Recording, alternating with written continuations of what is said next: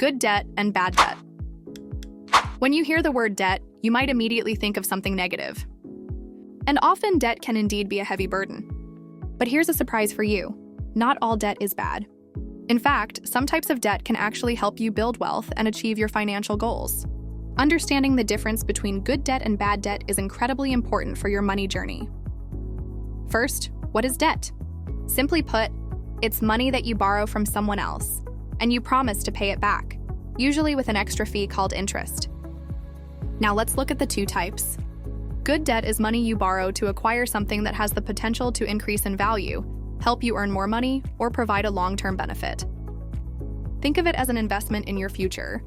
For example, a mortgage to buy a home is often considered good debt. Your house is an asset that can grow in value over time, and it provides a place for you to live. Student loans can also be good debt if they help you get an education that significantly increases your earning potential in the future. Another example is a business loan that you use to start or expand a profitable business. This debt is directly helping you generate more income.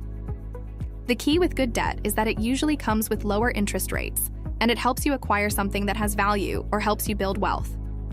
On the other hand, bad debt is money you borrow to pay for things that quickly lose value, don't help you earn more, or come with very high interest rates.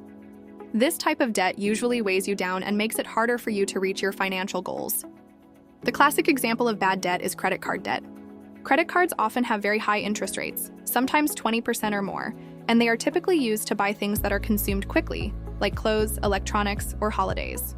These items lose value almost immediately, but you are still paying high interest on them for months or even years. Other examples include high-interest car loans for vehicles that quickly lose value, or payday loans, which have extremely high fees that trap you in a cycle of debt. So how should you approach debt?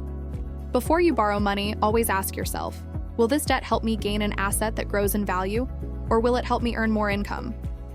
If the answer is no, and especially if the interest rate is high, then you should probably avoid it.